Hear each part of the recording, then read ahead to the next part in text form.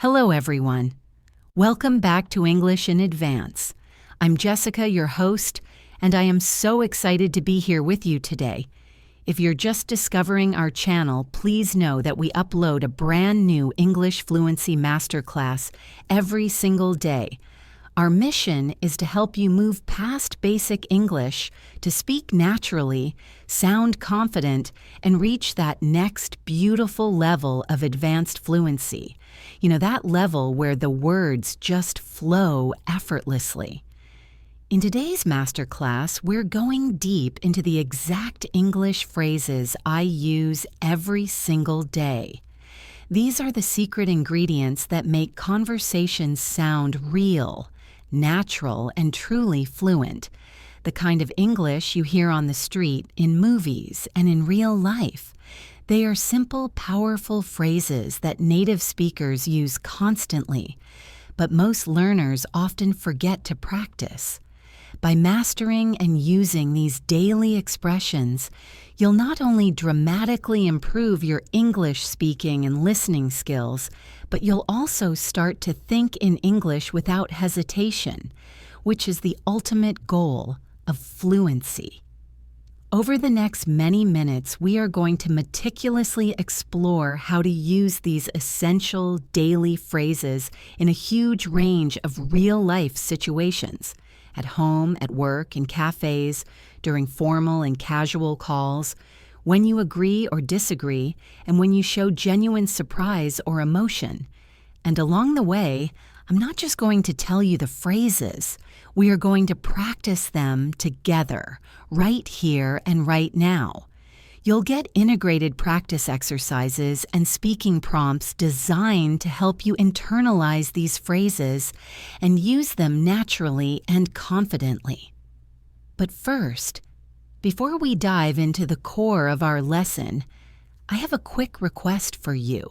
If you find value in what we do, and if you want to keep improving your English every day, please take a moment right now to subscribe to English in Advance and hit that bell icon.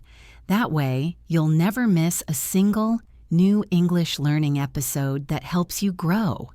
Okay? Have you done it? Thank you so much. Your support helps us create more of these in-depth masterclasses for you. So, take a slow, deep breath. Get comfortable where you are. Maybe grab a cup of tea and get ready to speak English confidently with me. Let's get started right now. Let's begin with the kind of phrases that we all use without even realizing how absolutely powerful they are in daily communication. For example, phrases like, "You know what I mean?" "That makes sense." Or, "I totally get you." These expressions are not just small or simple. They are incredibly important because they keep conversations alive, show empathy, and immediately make you sound fluent and connected. Imagine you're talking to a friend about something frustrating that happened at work. Your friend might say, "My boss asked me to completely redo the presentation even though I stayed up all night working on it."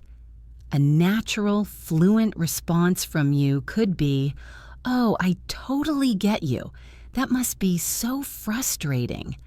This small phrase, "I totally get you," does so much heavy lifting. It shows empathy, immediate understanding, and maintains a natural flow in the conversation. It makes you sound human and connected, not robotic. Now, I want you to repeat it after me, slowly, and try to use a genuine tone of understanding. "I totally get you." Let the words roll off your tongue naturally.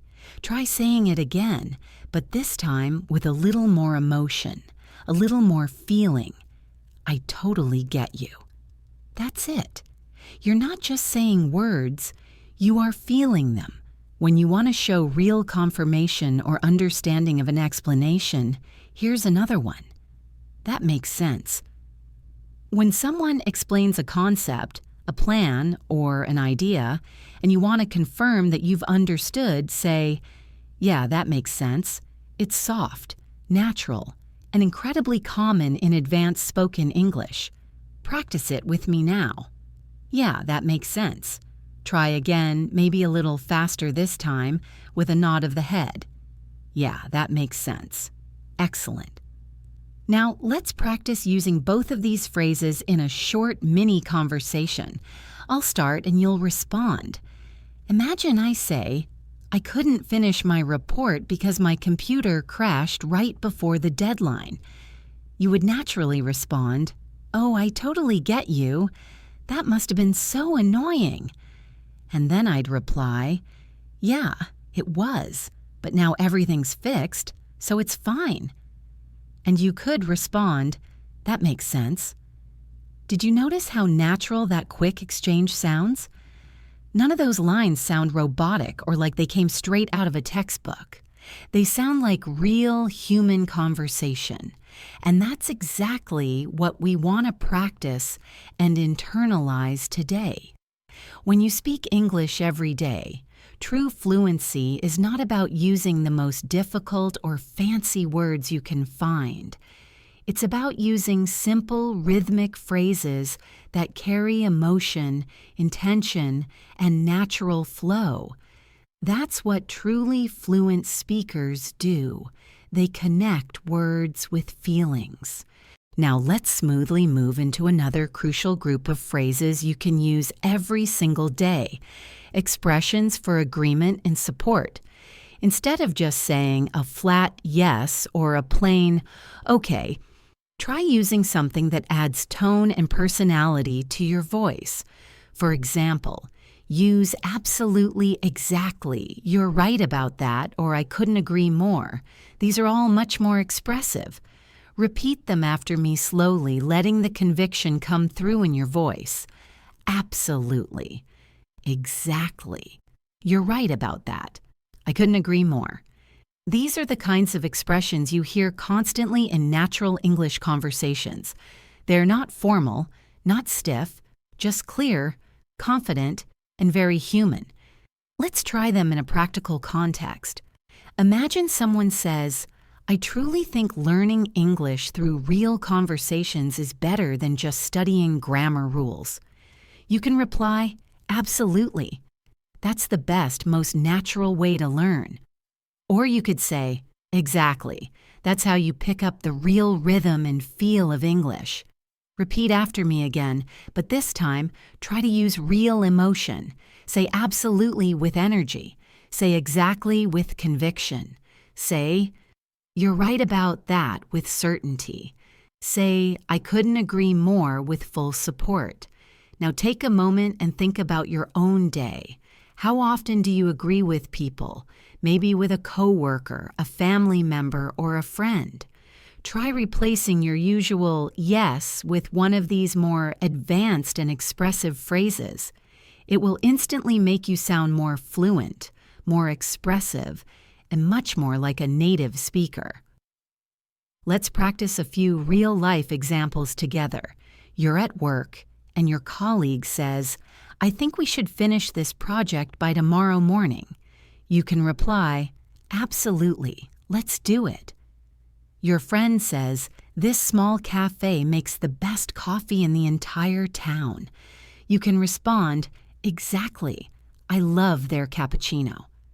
Or someone says, speaking English every single day really improves your fluency over time.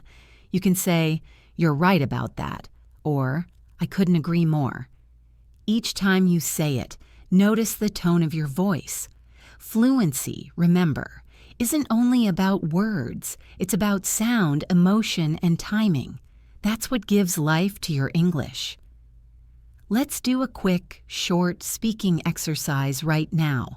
I'll give you a sentence and you respond naturally and immediately using one of these agreement phrases. I'll say, learning English through practice is definitely better than memorizing grammar rules. You say absolutely or exactly. I'll say, speaking slowly and clearly helps improve your pronunciation a lot. You say you're right about that. I'll say, it's much easier to remember new words when you use them in full sentences. You say, I couldn't agree more. Good job. You're not just repeating words.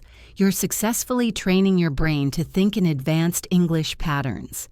Now, let's move into another essential everyday area, expressing emotion, especially surprise. When something genuinely surprises you, don't just say, oh, or really. Try these more lively emotional expressions instead. No way. You're kidding. That's unbelievable. Or, are you serious? For example, your friend says, I met your favorite movie actor yesterday afternoon. You can immediately react with, no way, you're kidding. These kind of reactions add life and energy to your speech, and they make you sound emotionally connected to the conversation, not robotic. Let's repeat them together right now. No way, you're kidding. That's unbelievable. Are you serious? Now try saying them with real emotion. Feel the rise in your voice when you express surprise. The energy in your tone makes your English feel alive and engaging. Now imagine different surprising situations. Your friend says, I got a new job offer in a different country. You respond, no way, congratulations. Or your colleague says, we finished the entire project 2 days early. You say, that's unbelievable. Or someone tells you, I just ran 5 miles this morning before work. You respond, are you serious? When you speak with emotion, your brain naturally connects the feeling with the language. And that's exactly how real advanced fluency grows. Take a moment now. Close your eyes if you want and imagine yourself talking to someone confidently in English. You use these phrases naturally, without thinking. Your tone is calm, your rhythm is smooth, and your words flow easily. That is the power of consistent practice. So whenever you learn a new phrase, don't just read it quietly. Say it out loud, use it in your daily life, and let your brain build the natural rhythm of English. Now let's move a little deeper into daily communication. Every conversation has crucial moments when you need to show active interest to keep the dialogue flowing or to make the other person feel heard and valued. In advanced English, we do this not by using long, complicated sentences, but by using short, friendly, and responsive phrases. Imagine you're listening to someone talk enthusiastically about their weekend, and you want to show you're fully engaged. Instead of staying silent or saying only a passive, yeah, try using natural listener phrases like, oh, really? That's nice. Sounds great. Good for you. Or, I see what you mean. Let's practice these together slowly and gently. Oh, really? That's nice. Sounds great. Good for you. I see what you mean. Now, here's a small dialogue for practice. A friend says, I finally started going to the gym again after 2 months. You respond, good for you. That's amazing. Then they add, it's tough to stay consistent, though. You reply, yeah, I see what you mean. Notice how this little rhythm keeps the conversation warm, alive, and engaging. It shows that you're not only listening, but that you are connecting emotionally. Now, repeat with me, imagining the tone of a real conversation. Say good for you with an excited tone. Say I see what you mean with an understanding tone. Say sounds great with a friendly tone. You can even record yourself saying these lines. Listen back and check the tone. The more natural and human it sounds, the closer you are to advanced fluency. Let's continue. When you're having a casual chat in English, you'll also need small fillers, the words native speakers use to subtly think while they are speaking. Phrases like, well, actually, or let me think. These are absolutely essential for sounding smooth and natural. Let's practice them with real meaning. If someone asks, "Why did you choose that restaurant?" you can say, "Well, I just like the atmosphere there." If you're explaining something, say, "It's one of those places that feels cozy and calm." If you want to clarify a point, say, "It's not super fancy, but it's nice." And if you're genuinely thinking, use "let me think" to naturally buy time. Repeat after me now. "Well, actually, let me think." These are not empty words. They subtly show confidence and control over the flow of your speech. Without them, your English might sound too direct or mechanical. With them, your sentences flow with a natural, native speaker's rhythm. Let's create a short practice exercise. Imagine you're describing your favorite movie to a friend. You could say, "Well, it's a bit old, but it's really good. The story just stays with you for days. It's emotional, but not too heavy." Now, repeat that out loud, copying the natural tone. Feel the pauses, the small breaks, and the natural thinking sounds. That is how real people speak English every day. Now let's shift to another critical group of daily life phrases. Polite expressions you can use anywhere. In advanced English, being polite doesn't mean being overly formal. It means sounding soft, respectful, and kind. Instead of saying a direct, "Give me that," you can soften it by saying, "Could you pass me that, please?" Instead of "I want water," say, "Could I get some water, please?" Or instead of a blunt "Wait," say, "Just a second, please." These softeners immediately make your English sound natural, pleasant, and advanced. Repeat with me now slowly. "Could you pass me that, please?" "Could I get some water, please?" "Just a second, please." Even at work or in professional settings, these phrases make a huge difference. For example, "Would you mind sending me the file?" "If it's okay, could we talk later?" "Thanks a lot for your help." Now, let's turn them into a practice dialogue. Imagine you are at a restaurant and you say, "Hi, could I get a glass of water, please?" The waiter replies, "Of course." You say, "Thanks a lot." Or at work, "Would you mind checking this report for me?" Your colleague says, "Sure, I'll take a look." You say, "Thanks, I really appreciate it." Practice that again, trying to genuinely feel the kindness in your tone. Fluency is not only about grammar, it's about the attitude behind your words. Now, let's explore phrases for showing understanding or continuing a conversation when you didn't quite hear something. In real life, people speak fast and sometimes you miss a word or a sentence. Instead of saying a blunt "what," which can sound impolite, use softer forms like "Sorry, could you say that again?" or "I didn't quite catch that." Let's repeat together. "Sorry, could you say that again? I didn't quite catch that." These phrases make your listening and speaking interactions sound natural and polite. Here's a short conversation example. Someone says, "So what time are we meeting tomorrow?" You didn't hear clearly, so you say, "Sorry, could you say that again?" They repeat, "What time are we meeting tomorrow?" You reply, "Oh, right, around 10, I think." Simple, polite, and perfectly fluent.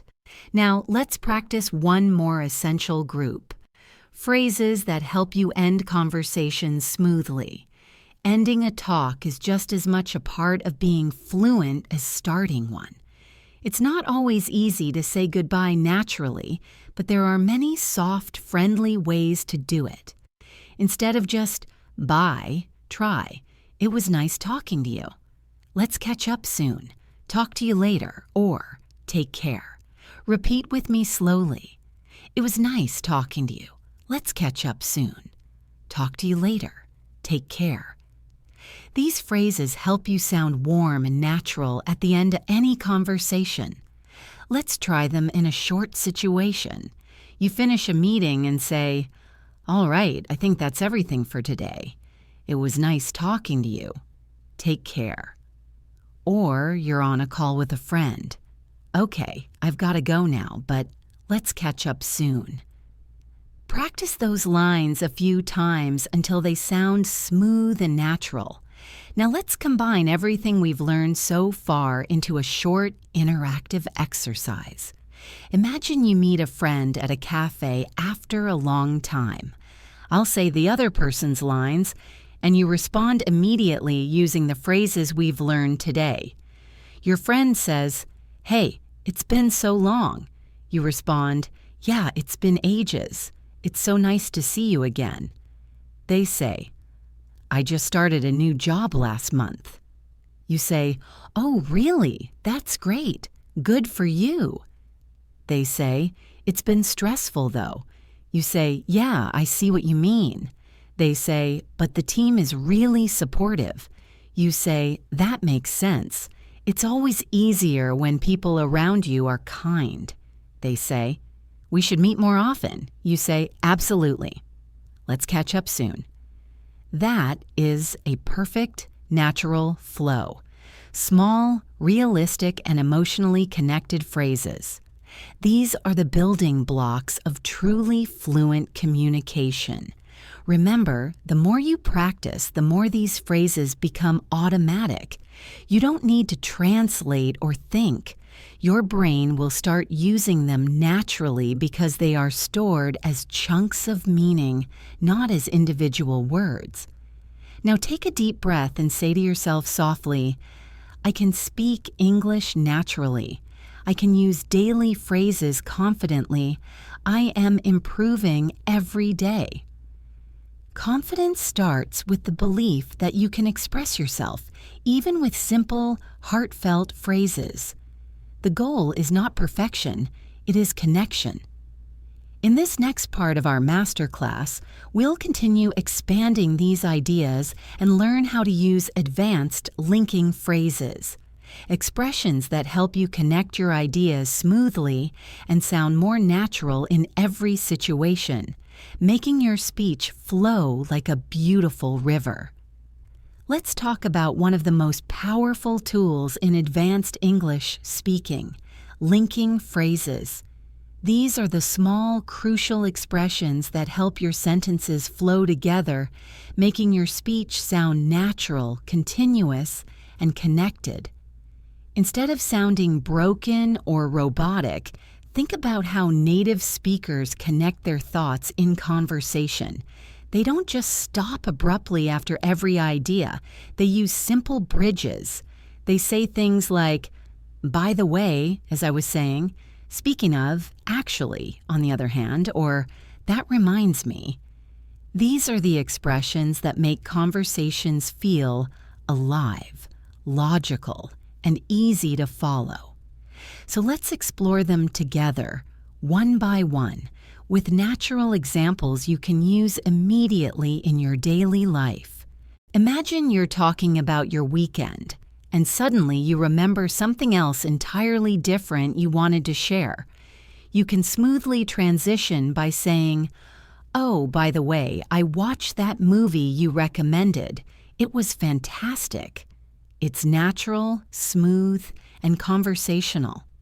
Repeat after me. By the way. Oh, by the way, use it anytime you want to add something extra or subtly change the topic without an abrupt stop. Now, if you're continuing an earlier idea after being interrupted or after a pause, you can use, "As I was saying." This helps bring the conversation right back to your main point. For example, "As I was saying, it's absolutely important to practice every day if you want to stay truly fluent."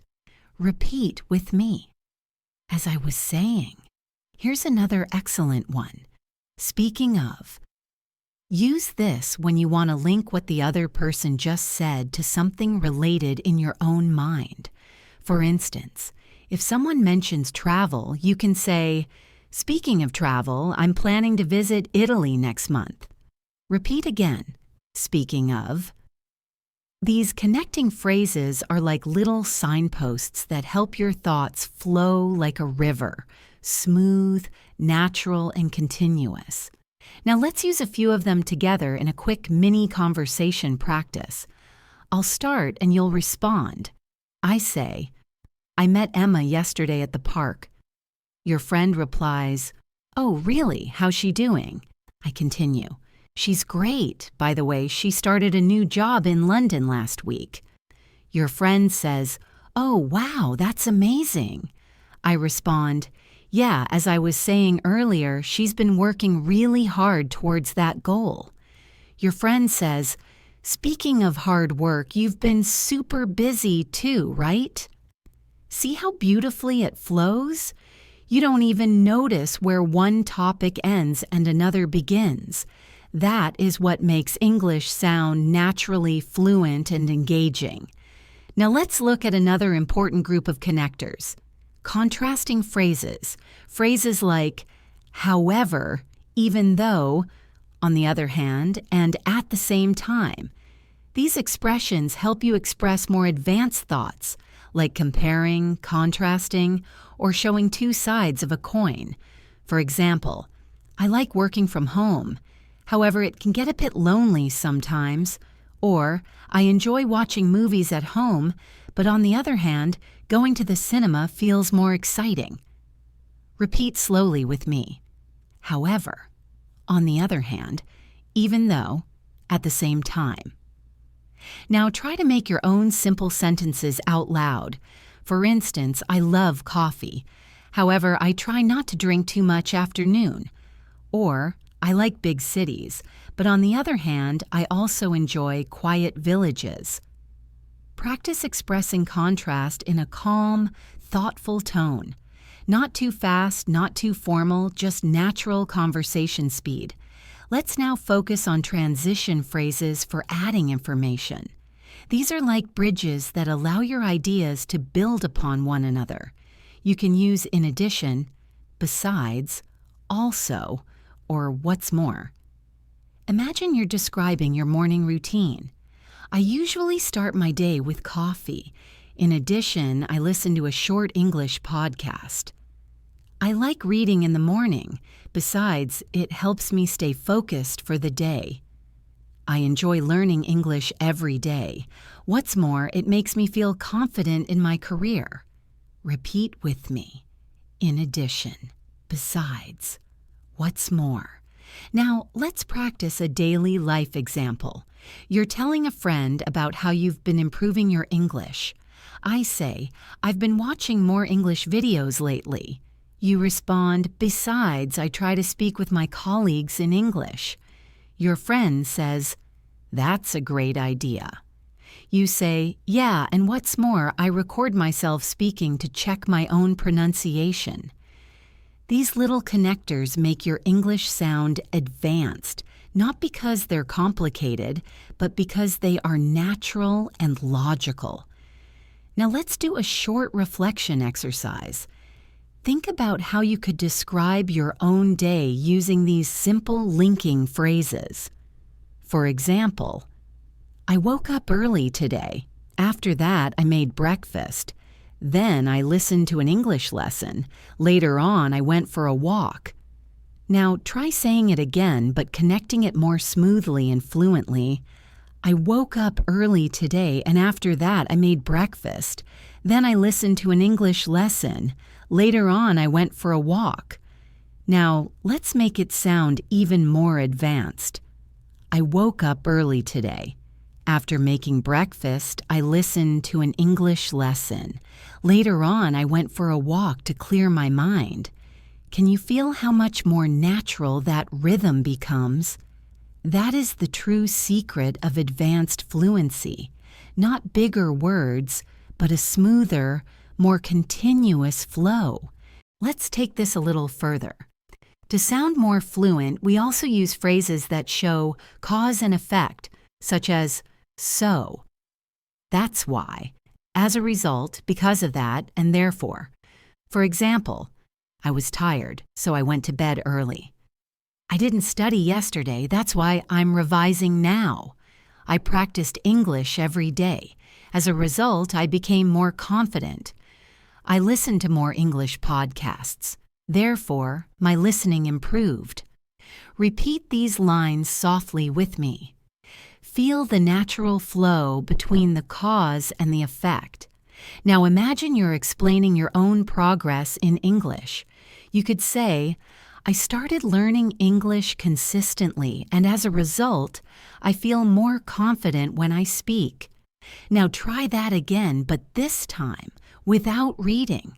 Make it your own personal sentence about your learning journey.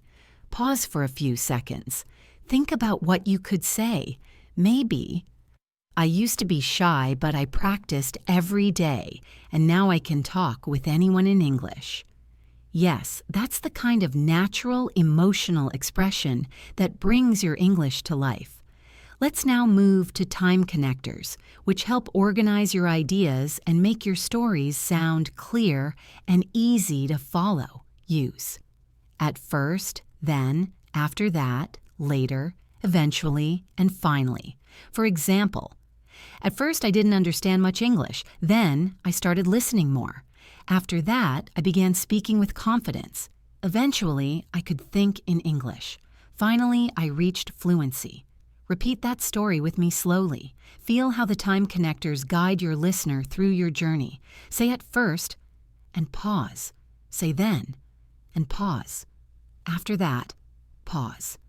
Later, pause. Eventually, pause. Finally.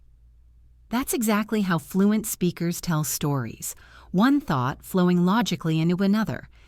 Now, let's try a mini storytelling exercise together. I'll start, and you can fill in your own personal ideas as you repeat aloud. At first, I was nervous about speaking English.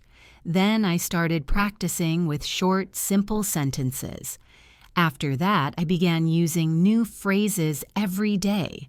Later, I noticed people understanding me better. Eventually, I stopped translating in my head. Finally, I felt confident and natural. Beautiful. That's your English story, your real-life progress step by step. You see, fluency isn't about speed. It's about flow. And that flow comes from connecting your thoughts with small, powerful linking words that make your speech feel continuous and meaningful. Before we move on, let's take a short speaking challenge to reinforce these new skills. I'll give you a few simple sentences, and you'll try to connect them naturally using what we've learned. Ready? Let's begin. I woke up late. I missed my bus. I was tired at work. Now, say it again, fluently connected. You could say, I woke up late, so I missed my bus, and because of that, I was tired at work. Next one. I started reading more. My vocabulary improved. I feel more confident now. Try it. You could say, I started reading more, and as a result, my vocabulary improved. That's why I feel more confident now. Excellent. Every time you practice like this, your English rhythm becomes smoother and your confidence grows. So from now on, don't just memorize phrases. Connect them. Think in full, flowing sentences that tell a story, express emotion, and link your thoughts naturally. You are not just learning English, you're building the habit of speaking smoothly, confidently, and clearly, just like a fluent speaker. Now, let's go even deeper into the kind of phrases that make your English sound confident, polite, and emotionally intelligent. These are expressions that help you respond naturally and thoughtfully in conversations, not just with the right words, but with the right feeling and tone. Think about the last time you had to disagree politely with someone. Many learners feel nervous in those moments because they don't know how to express a different opinion without sounding rude or uncomfortable. But in English, there are many soft, friendly, and effective ways to express a difference of opinion. Instead of saying, "No, that's wrong," try, "I see what you mean, but," Or, that's a good point, though, I think. Or, I understand your view. However, these simple connectors immediately make your disagreement sound respectful and fluent. Let's repeat a few slowly together. I see what you mean, but that's a good point, though I think I understand your view. However, now imagine this situation. Your colleague says, I think we should cancel the meeting right now. You could reply, I see what you mean, but maybe we should wait until tomorrow morning to decide. Or if a friend says, watching TV helps me learn English best, you could say, that's a good point, though I think speaking practice helps even more. Try to say those sentences out loud. Feel the calm and polite tone behind them. That's advanced English, confident but kind. Here's a little speaking exercise for you. I'll give you a sentence and you'll respond politely using one of these disagreement phrases. I'll say, I think grammar is the only thing that truly matters in English. You say, I see what you mean, but vocabulary and daily practice are just as important. I'll say, you should only speak English when you're 100% perfect. You say, that's a good point, though I think learning happens best through mistakes. Excellent. You're learning how to sound mature, respectful, and fluent, all at the same time. Now let's move to another vital area of daily communication, showing appreciation and gratitude. Fluency isn't only about grammatical accuracy, it's also about attitude and warmth. When you express gratitude naturally, you instantly create warmth and connection in any conversation. Of course, you already know thank you. But fluent speakers use many expressive variations depending on the situation. For example, thanks a lot. I really appreciate it. That means a lot to me. You've been so helpful. That's so kind of you. Let's repeat together slowly. Thanks a lot. I really appreciate it. That means a lot to me. You've been so helpful. That's so kind of you. Now imagine you're in real situations. A friend helps you move something heavy. You say, thanks a lot. That's so kind of you. A coworker helps you with a difficult task. I really appreciate your help today. Someone compliments you. You can say thank you. That means a lot to me. Now let's switch to how we respond to thanks in natural, warm ways. Instead of just saying, you're welcome, try no problem, anytime, my pleasure, or don't mention it. Repeat them softly with me, no problem, anytime, my pleasure, don't mention it. These small responses sound warm and natural. For example, thanks for helping me out. No problem at all. I appreciate your time. My pleasure. Thanks for listening. Anytime. Practice those exchanges until they come out automatically. That's how you start thinking in English, by responding without a moment of translation. Now, let's practice a little emotional connection through phrases that express encouragement and positivity. You can use these to motivate others or, just as importantly, to motivate yourself. Repeat after me. You're doing great. Keep it up. Don't give up. You got this. I'm proud of you. Believe in yourself. These may sound simple, but they are the heartbeat of daily spoken English. Warm, uplifting, and real. Let's practice in context. A friend says, I'm nervous about my English test tomorrow. You respond, don't worry, you've got this. Your coworker says, I'm trying to improve my presentation skills. You say, keep it up. You're improving every day. Someone says, I made a mistake while speaking. You respond kindly, that's okay. Everyone makes mistakes. You're doing great.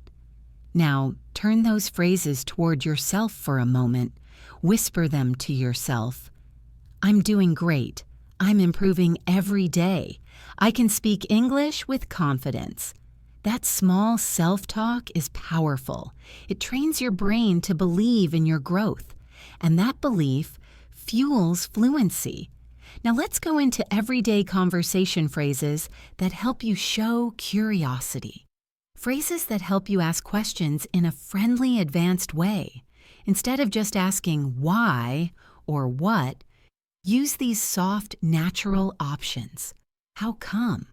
What made you decide that? I was wondering, could you tell me a bit more about that? Or what's that like? Repeat after me. How come? What made you decide that? I was wondering, could you tell me a bit more about that? What's that like? Now, imagine you're talking to a friend who just moved to another city. You ask, how come you decided to move?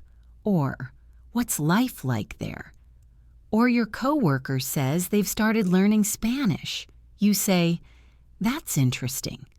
What made you decide to learn Spanish? These phrases make your questions sound soft, gentle, and caring.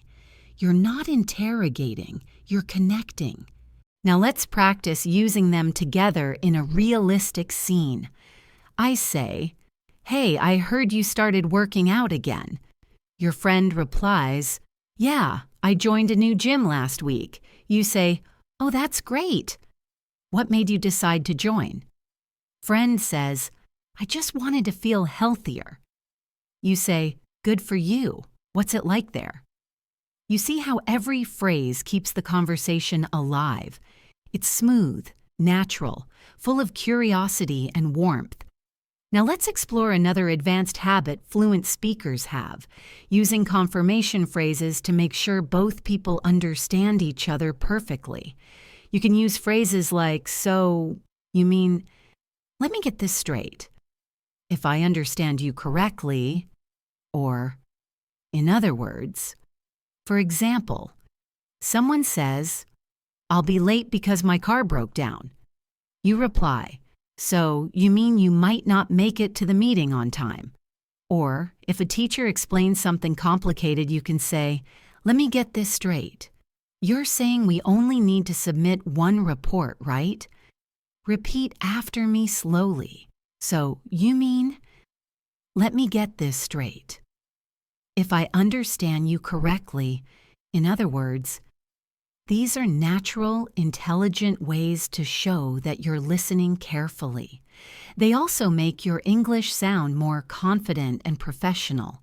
Let's practice them in a quick dialogue. Your colleague says, we're moving the meeting from Monday to Wednesday. You say, so, you mean there's no meeting on Monday anymore? They respond, exactly. You say, got it. Thanks for letting me know. Perfect.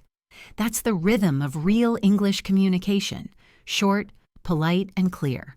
Now let's take a small speaking challenge. I'll describe a situation and you respond using any phrase we've learned so far. You meet someone new at work. What can you say? Try. Nice to meet you. How's your first week going? Someone gives you good news. How can you respond? Try. That's amazing. I'm so happy for you.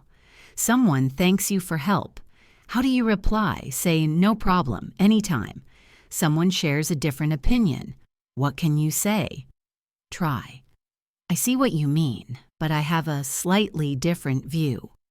Each response builds your English muscles.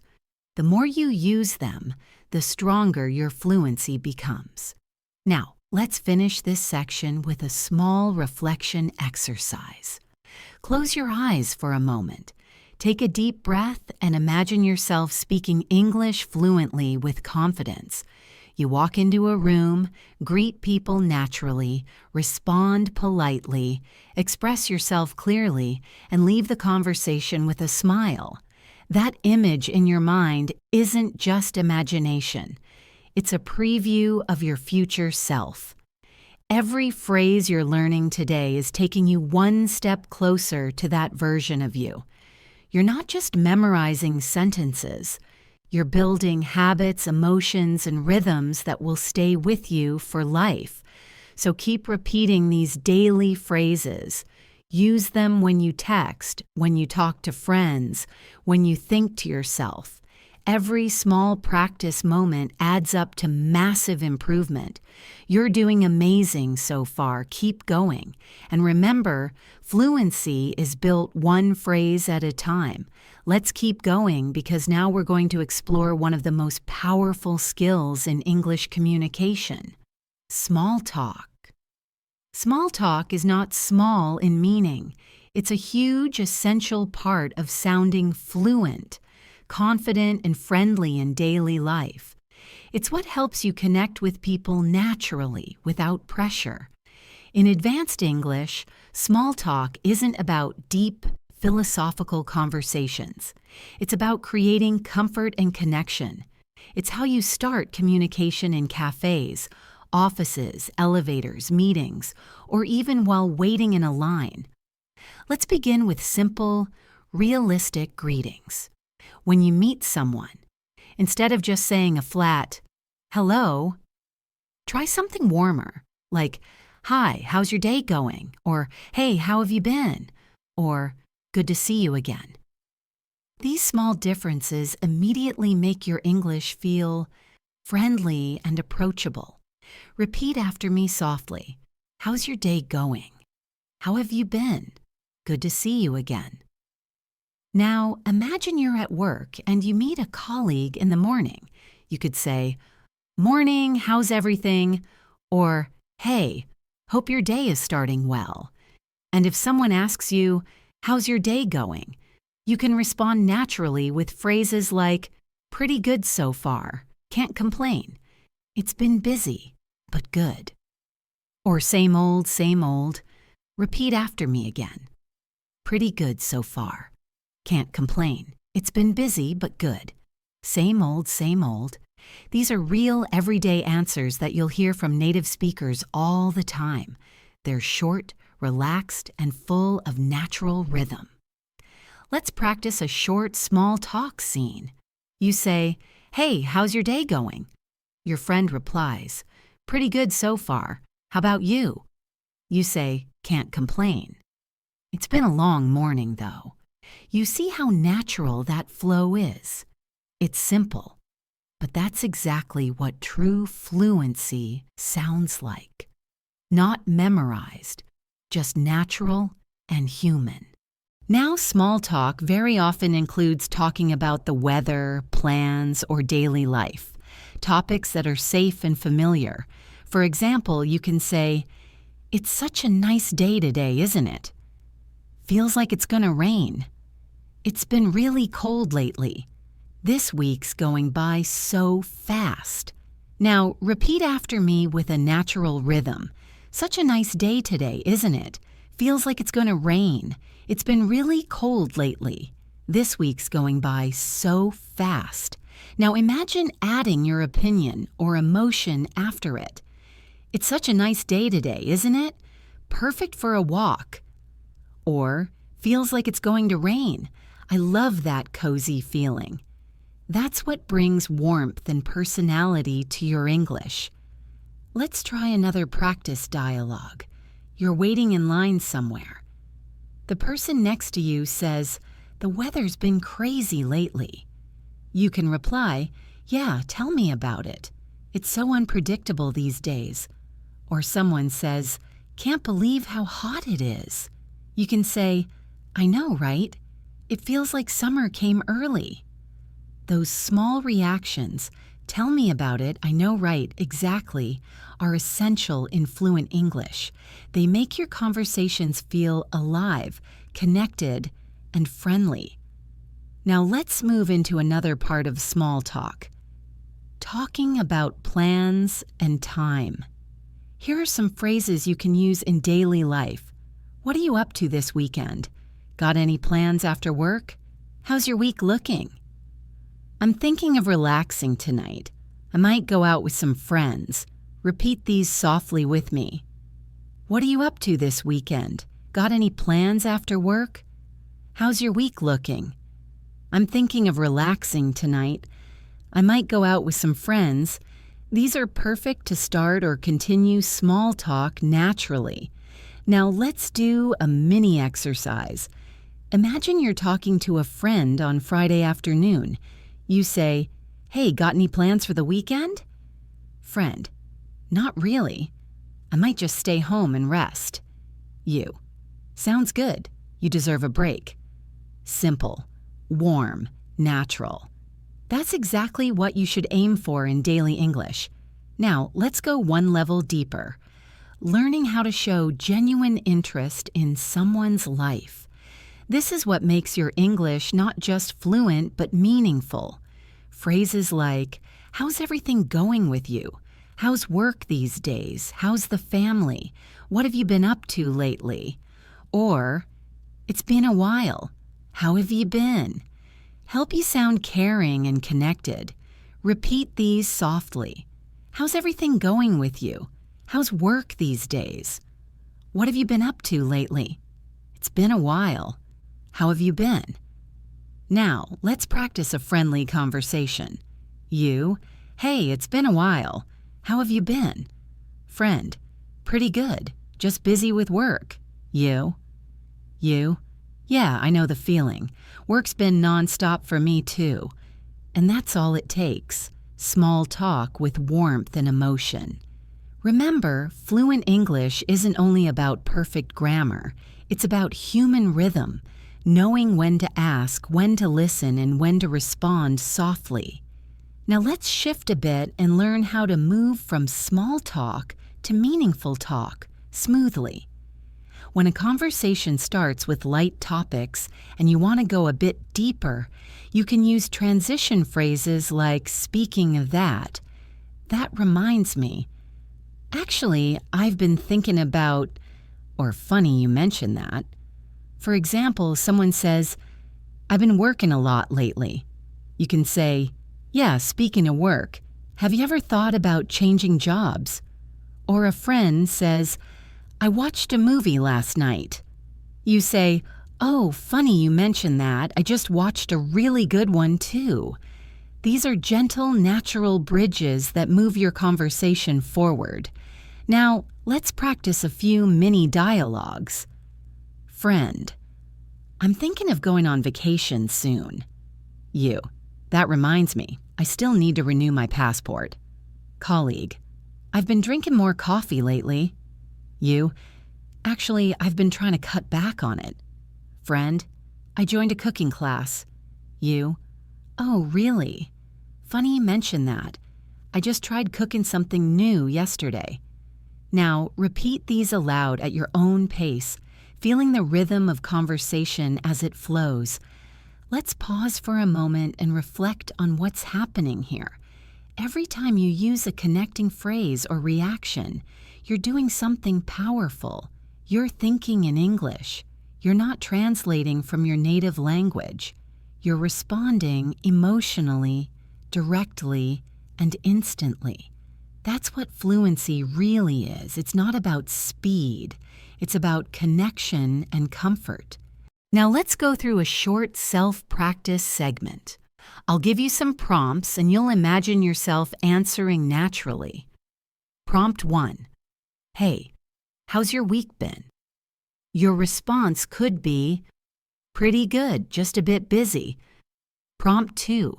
"It's been raining all day." Your response could be, "Yeah, tell me about it. It hasn't stopped since morning." Prompt 3. "Got any plans for tonight?" You might say, "Not much. I think I'll just relax at home." Prompt 4. "It's good to see you again." You respond, "Good to see you too. It's been ages." Each small exchange is a chance to practice fluency, to make your mind react naturally in English. And remember, small talk isn't small progress. Every time you start a chat, greet someone, or make a little comment, you're building your confidence. You're training your brain to use English without overthinking. So from now on, try to notice opportunities to start small conversations. At the store, in class, at work, online. Use one of today's phrases naturally even once a day. That's all it takes to move from learning English to living English. Now that you've learned how to use small talk naturally, let's explore how to keep a conversation going once it starts. Many English learners can start a conversation, but they often struggle to continue it. They run out of things to say or worry about sounding boring. The secret is to build on what the other person says, to keep the rhythm alive with curiosity, reactions, and shared experiences. Let's imagine this together. Someone says, "I went hiking last weekend." Instead of just saying, "Oh, nice," you can respond in a way that keeps the talk alive. That sounds amazing. "Where did you go?" Or, "Really? I've always wanted to try hiking. How was it?" See how these questions invite the person to share more? That's how you create natural flow in English. Repeat after me. That sounds amazing. "Where did you go?" "How was it?" "I've always wanted to try that." Now, let's practice more examples. Someone says, "I watched a new series on Netflix." You can reply, "Oh, really? What's it about?" Or "Nice. Was it good?" Someone says, "I just started learning guitar." You can respond, "That's so cool. How long have you been playing?" Someone says, "I tried cooking a new recipe." You could say, "That's great. What did you make?" Notice how you're not just reacting, you're inviting more information. That's what fluent speakers do.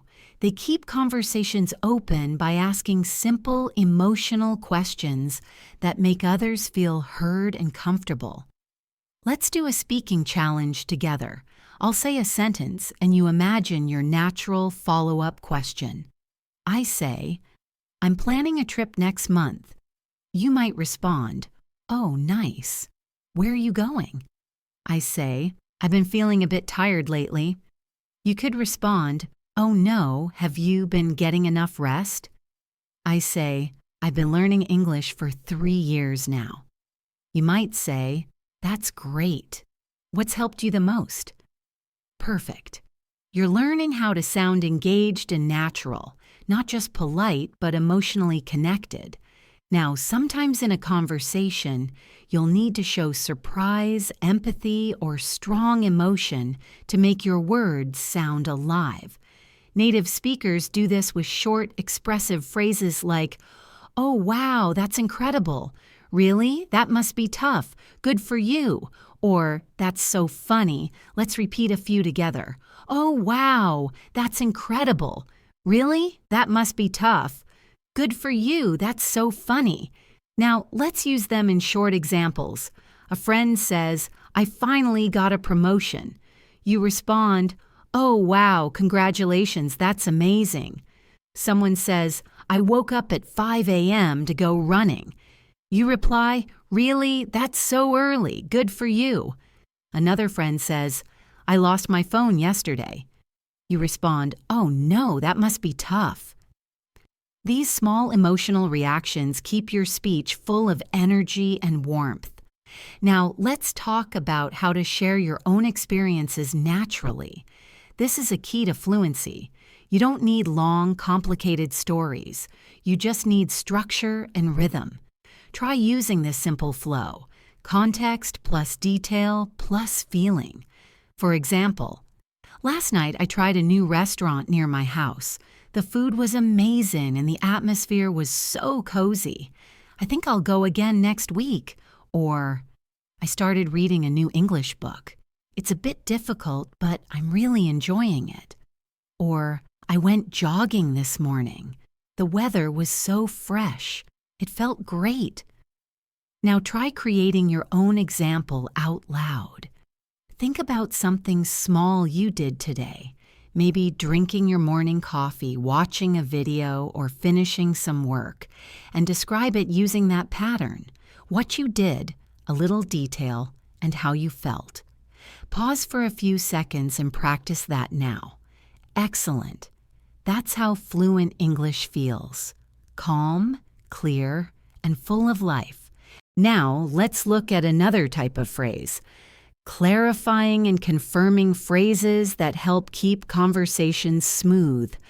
When you need to make sure you understood something, instead of repeating the same words, you can say, "So you mean," just to be clear, "If I got that right," "Are you saying that?" Or, "Let me make sure I understand." Let's practice them one by one. "So you mean," just to be clear, "If I got that right." "Are you saying that?" "Let me make sure I understand." Now imagine you're in a conversation. Someone says, "We'll move the meeting to Friday instead of Thursday." You can respond, "Just to be clear, that's this Friday, right?" Or someone says, "I'll bring the document later." You can say, "So you mean after lunch?" These tiny details make your communication sound professional and careful. You're confirming politely instead of sounding confused. Let's also look at how fluent speakers give their opinions smoothly. They don't just say, "I think," over and over. They vary it with natural alternatives, like, "In my opinion, from my point of view. If you ask me, to be honest and personally, I feel that." Repeat softly with me. "In my opinion, from my point of view, if you ask me, to be honest. Personally, I feel that." Now practice them in real sentences. In my opinion, listening practice is more important than grammar drills. From my point of view, confidence comes from daily repetition. If you ask me, learning through real examples is the best way. To be honest, I sometimes get nervous speaking too. Personally, I feel that watching English shows helps a lot. Now say one about your own life using one of those phrases. For example, "To be honest, I learn best when I speak aloud." Or, "Personally, I feel that writing every day helps me remember new words." That's real fluency, expressing your own thoughts comfortably in English. Now let's practice moving between agreement and disagreement naturally. When someone says something you partly agree with, you can use, "That's true, but I agree to some extent." "You have a point, though," or "I'm not sure I completely agree." Repeat slowly with me. "That's true, but I agree to some extent." "You have a point, though." "I'm not sure I completely agree." Let's use these in mini examples. Friend: "Watching movies is enough to learn English." You: "That's true, but I think speaking practice is also important." Colleague: "Grammar isn't important at all." You: "I agree to some extent, though it still helps to understand the basics." Friend: "Everyone should learn a second language." You: "You have a point, though not everyone gets the same opportunity." See how gentle and balanced those sound?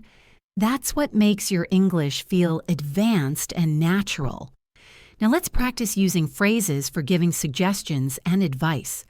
Instead of saying a blunt "you should," you can soften it with "maybe you could." "Have you tried?" "It might be a good idea to," or "you might want to." For example, maybe you could watch short videos every day to improve your listening.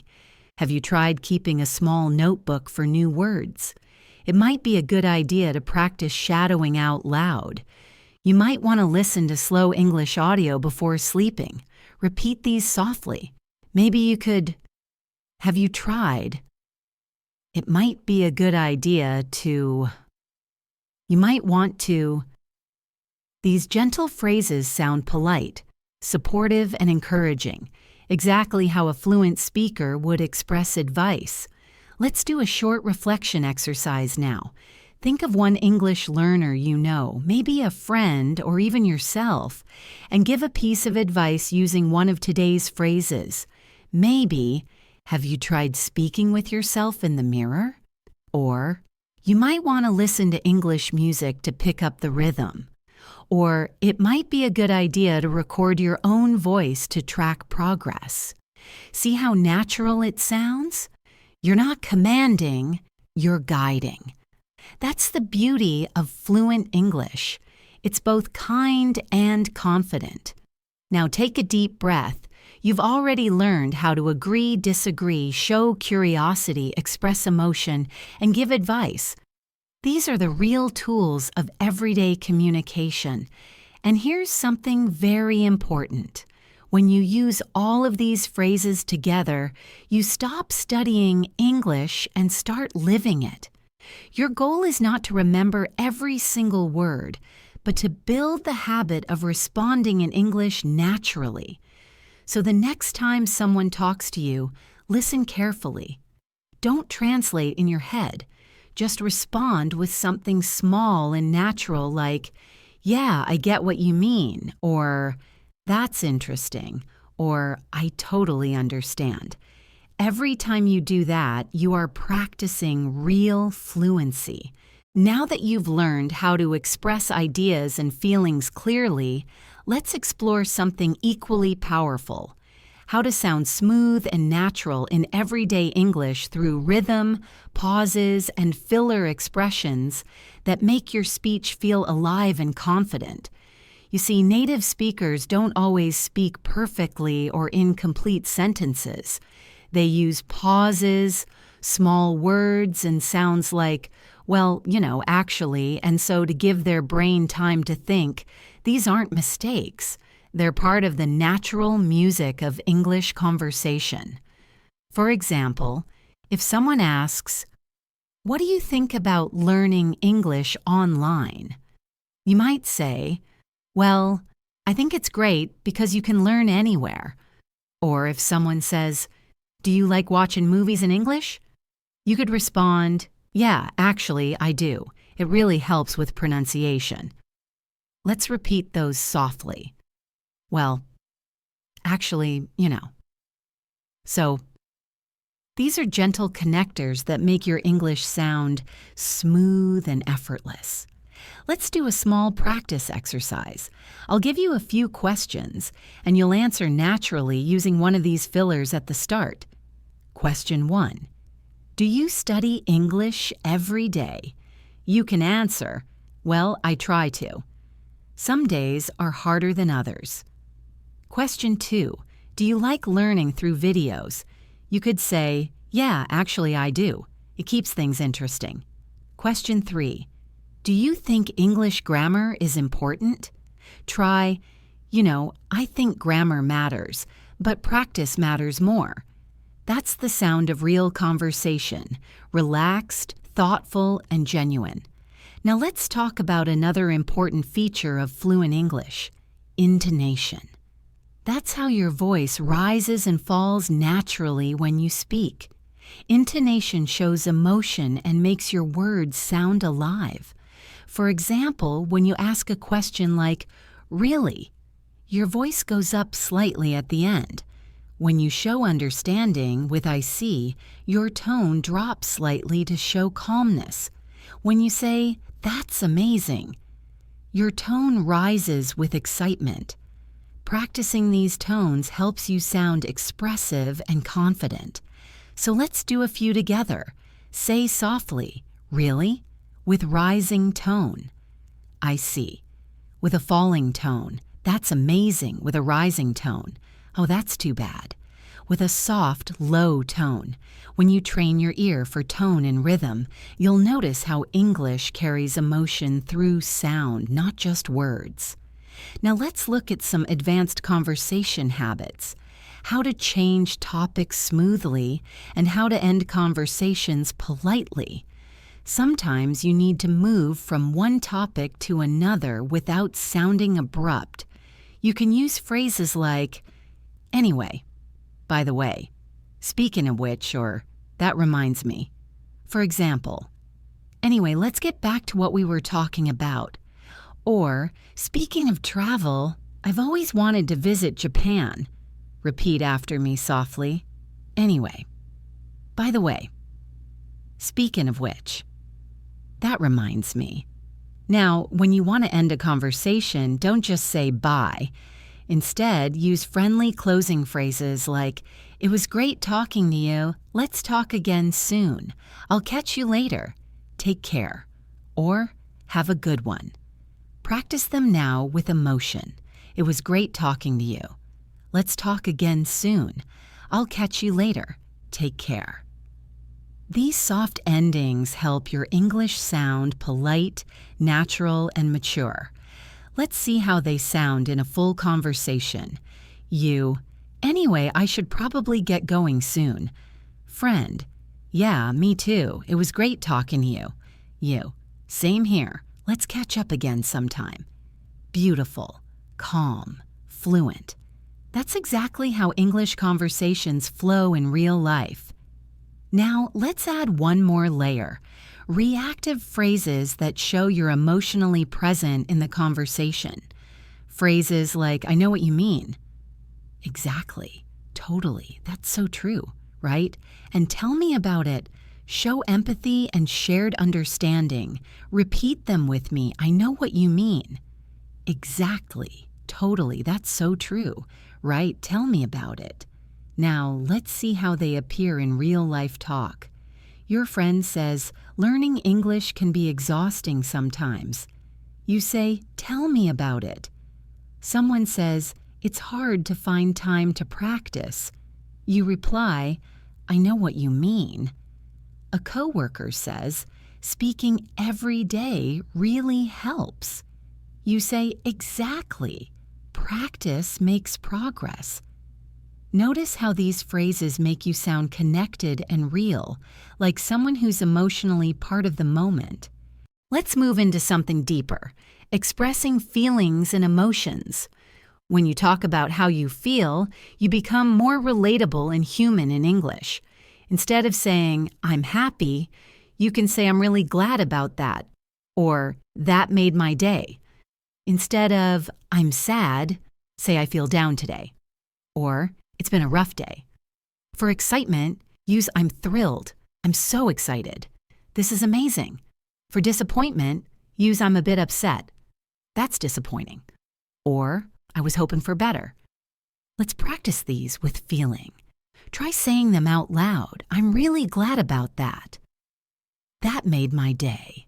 "It's been a rough day." "I'm thrilled." "That's disappointing."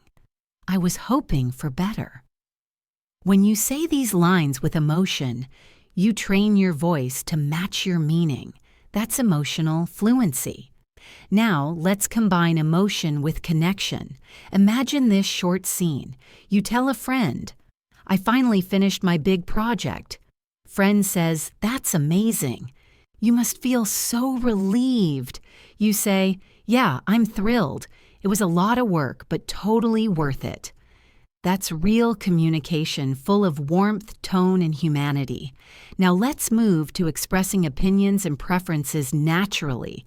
Instead of saying only "I like" or "I don't like," you can vary your expressions. Try these. "I'm really into," "I'm not a big fan of," "I prefer," "I'm crazy about," "I can't stand," "I'd rather." Repeat with me. "I'm really into," "I'm not a big fan of," "I prefer," "I'm crazy about," "I can't stand," "I'd rather." Now, some examples. "I'm really into learning new languages lately."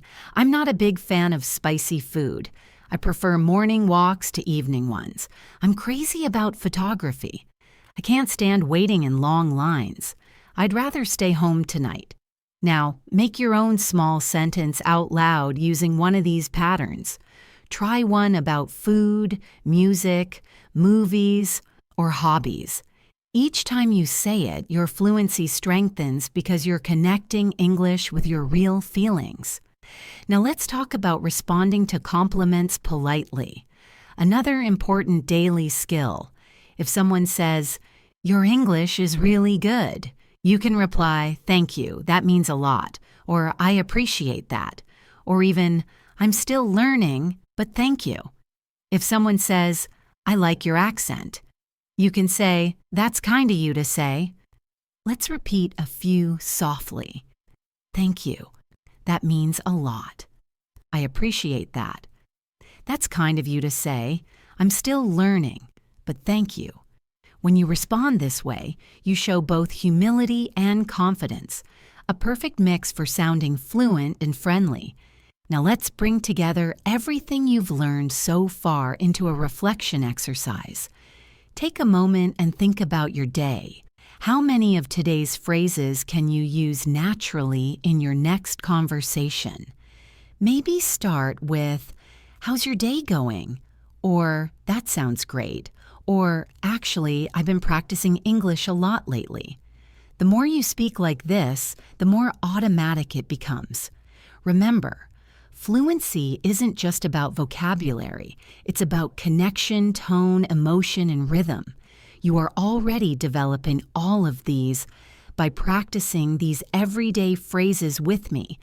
So keep repeating them aloud, keep feeling them, and keep imagining yourself using them in real life. That's how fluency takes root in your mind. You're doing wonderfully so far. Let's keep building this natural flow step by step, because by the end of this session, you'll not only know these phrases, you'll own them. Let's continue our fluency journey together, because now I want you to start feeling how English becomes part of your thinking. Not just something you study, but something you live every day. When you speak English naturally, you don't think about grammar rules or translation. You focus on the message, on the rhythm, on the feeling of connection with another person. That's what these everyday phrases help you build: confidence and flow in real conversation. Let's explore some more useful expressions that make your communication sound clear and advanced, the kind that native speakers use without realizing how powerful they are. Let's start with time phrases, little expressions that describe when something happens because they help structure your storytelling naturally. Instead of saying only yesterday or tomorrow, you can use phrases like the other day, a while ago, in a bit, later on, before long, or back then. For example, I met her the other day at the cafe. I'll call you in a bit. Before long, you'll be fluent. Back then, I didn't know a single English phrase. Repeat these softly with me. The other day, a while ago, in a bit, later on, before long, back then. These time phrases add life and variety to your speech. They make your English sound natural, not robotic. Now let's talk about conditional phrases, expressions that describe possible situations or hopes. You already know if, but fluent speakers use many soft variations like as long as, in case, even if, provided that, or unless. Let's see how they sound in real use. You'll improve fast as long as you practice daily. Take an umbrella in case it rains. Even if it's difficult, keep going. You can join provided that you finish your homework first. I won't stop learning unless I reach fluency. Now repeat those slowly after me. As long as, in case, even if, provided that, unless. Each of these connectors gives your speech depth. They show cause, condition, and reasoning, which are signs of advanced fluency. Now let's focus on something practical. Phrases for expressing uncertainty or possibility. Because in real life, we don't always know the answer, right? Instead of saying a direct, "I don't know," try one of these softer options. "I'm not sure." "Maybe." "It could be." "I guess so." "It depends." "I'll have to check." Repeat them with me gently. "I'm not sure." "Maybe."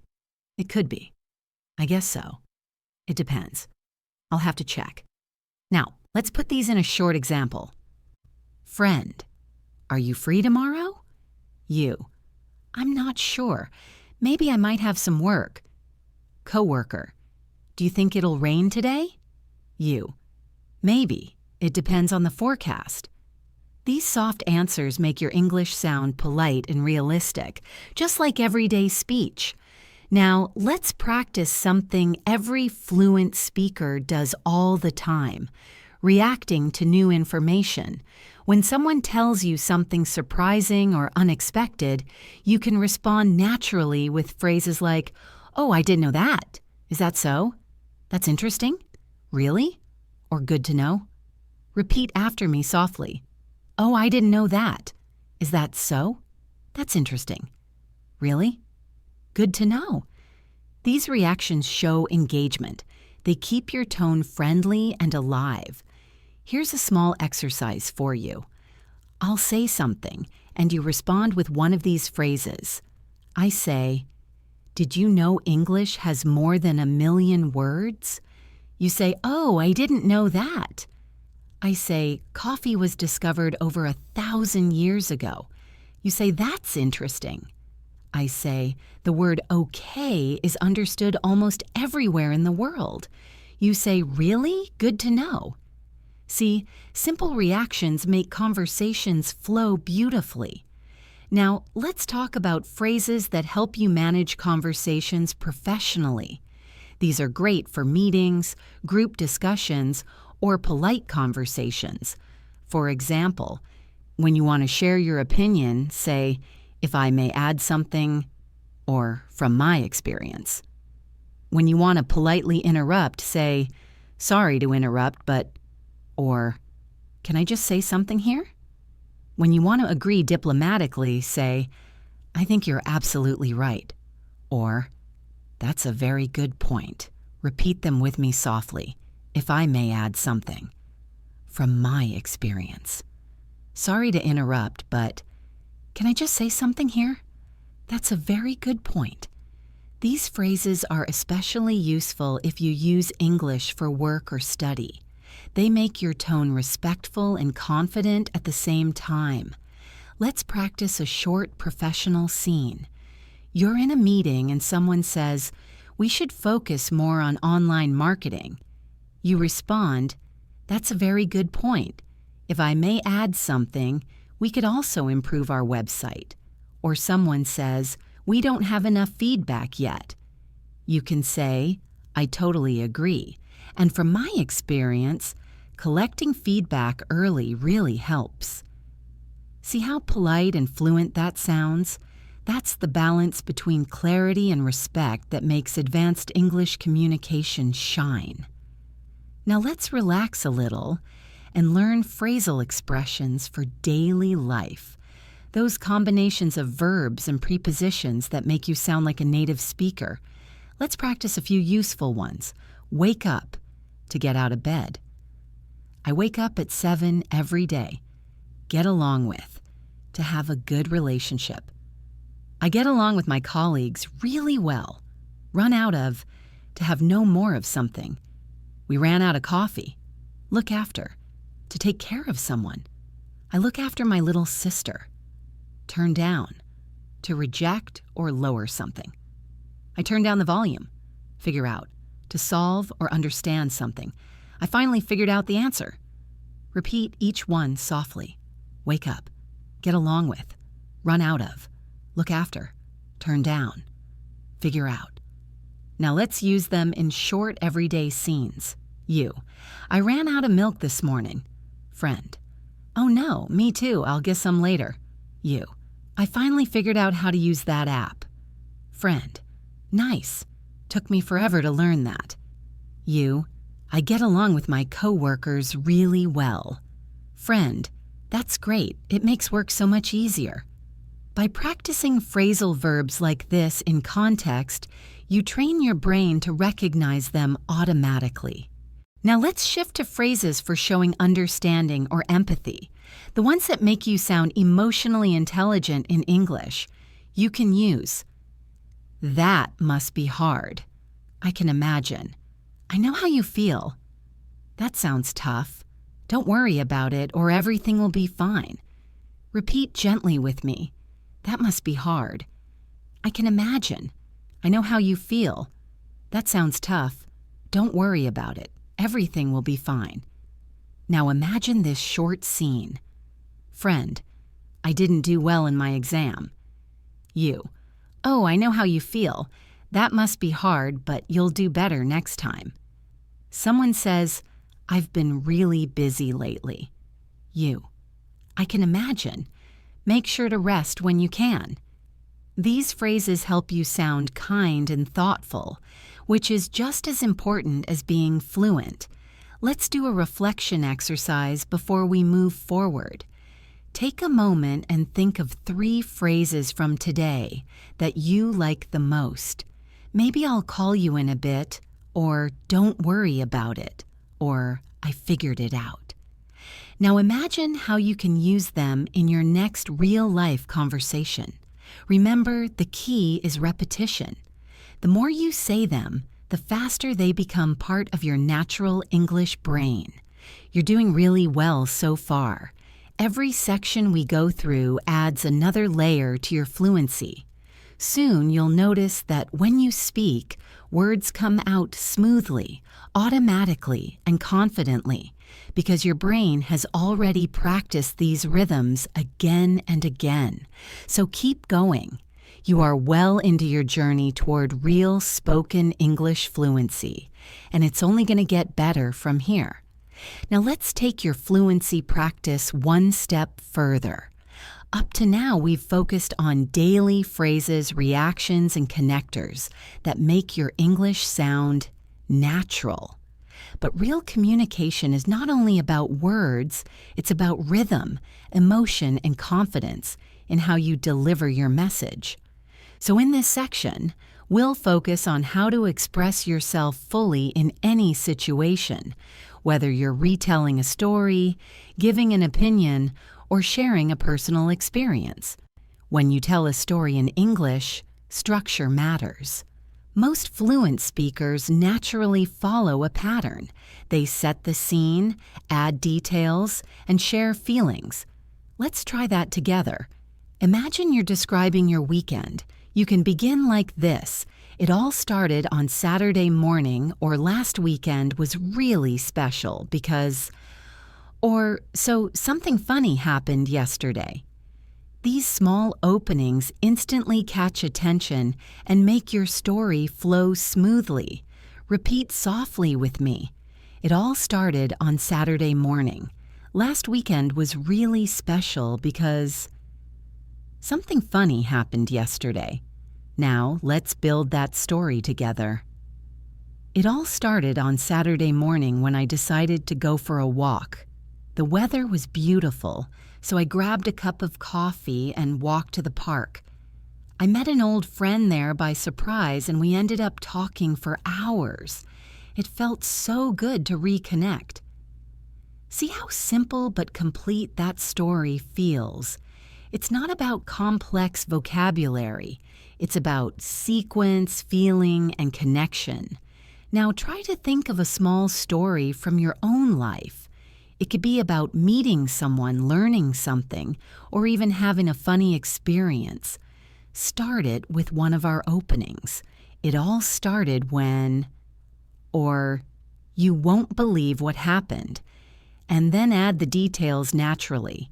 Take a short pause and imagine yourself saying it out loud. You're doing great. Now let's focus on transition phrases that keep your story smooth and connected.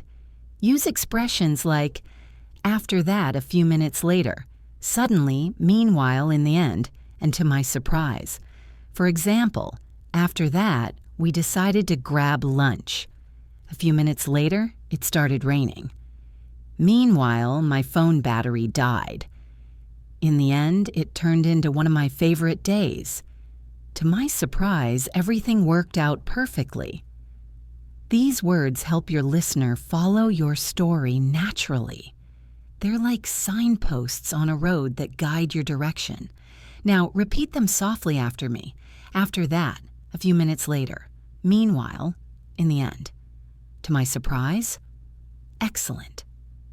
Now, let's explore something that many advanced learners forget: how to describe feelings and experiences vividly. When you describe emotion, don't just say, I was happy or I was sad. Try to show it through more expressive language.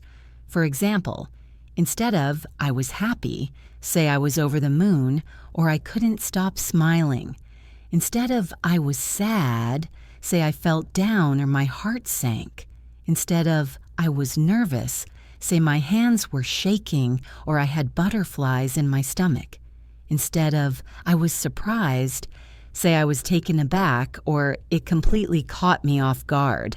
These phrases help you express emotion in a real, human way, just like native speakers do. Let's repeat a few softly together. I was over the moon. My heart sank. I had butterflies in my stomach. It caught me off guard.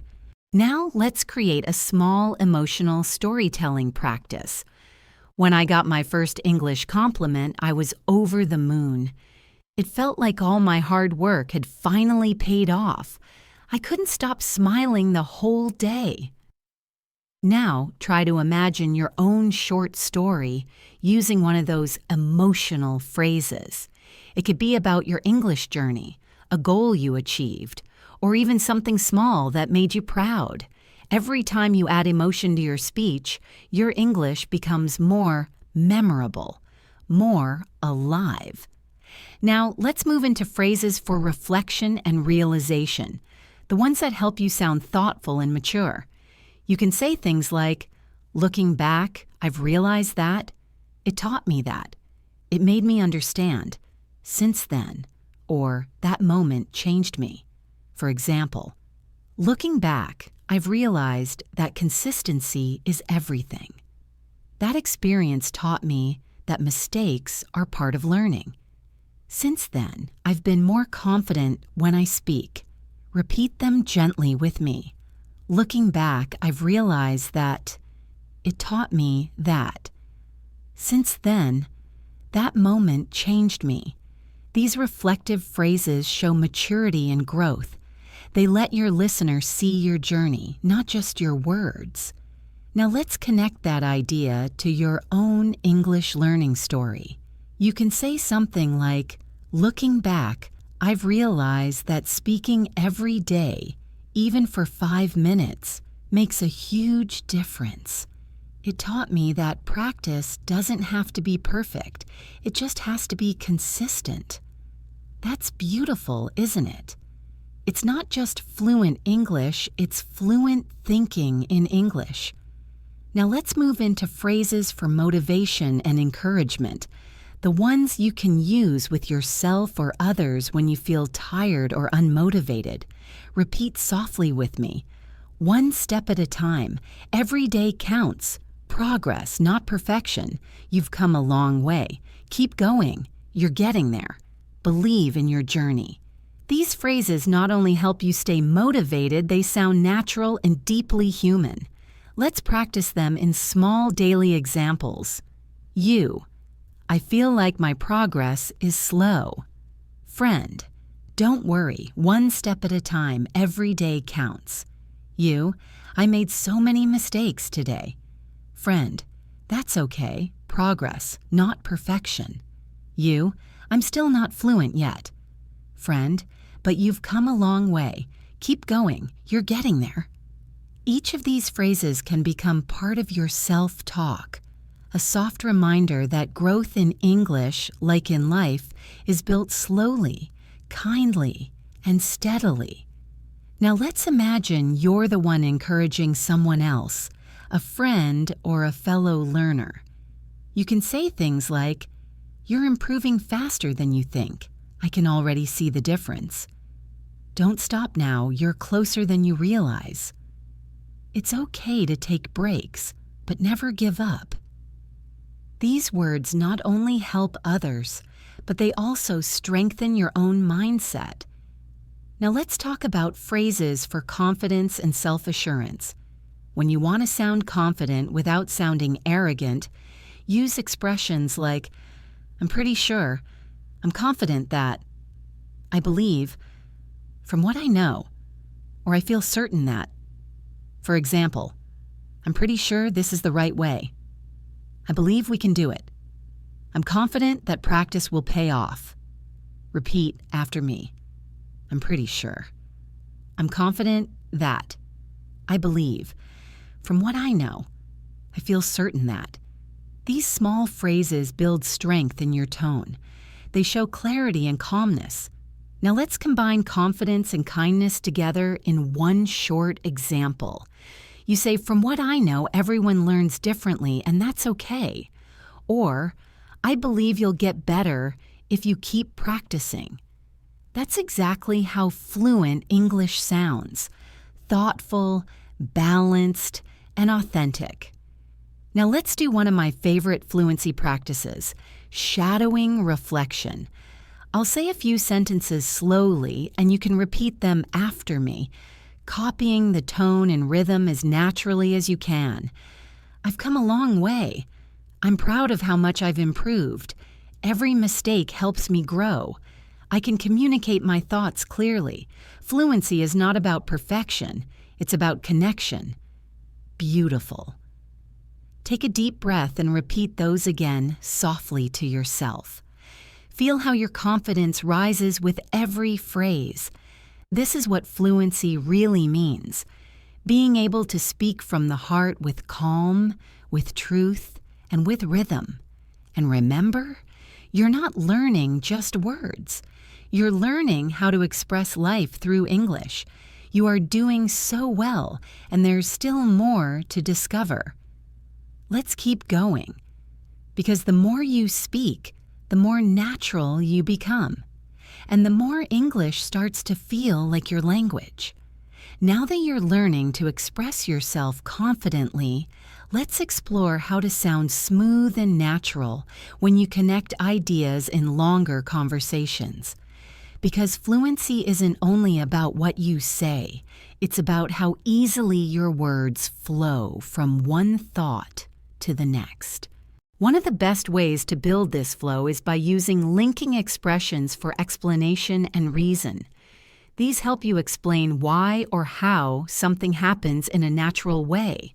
Let's practice some of them together. That's because the reason is, you see, basically, in other words. To put it simply, repeat them softly after me. That's because. The reason is, you see, basically. In other words. To put it simply. Now here's how you can use them in real sentences. I enjoy learning English. That's because it connects me with people from around the world. You see, the key to fluency is daily consistency. Basically, practice turns knowledge into confidence. In other words, the more you use English, the more natural it feels. These linking expressions let your thoughts move naturally. They're the glue that holds your ideas together. Let's keep going with phrases that organize your ideas when you're speaking for longer. You can say, first of all, secondly, finally. Or, for casual speech, to start with, then again, on top of that, last but not least. For example, first of all, you need motivation. Secondly, you need a daily routine. And finally, you need patience. Or in a friendly tone. To start with, I love English movies. On top of that, I enjoy learning new expressions from them. Repeat these softly now. First of all, secondly, finally. On top of that, last but not least. These are especially helpful if you're giving a presentation or explaining something. They make your English sound organized and professional. Now, let's practice a small activity together. Imagine you're giving simple advice on learning English.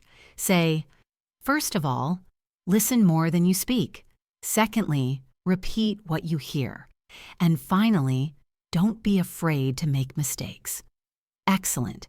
That's fluent, clear, and confident English.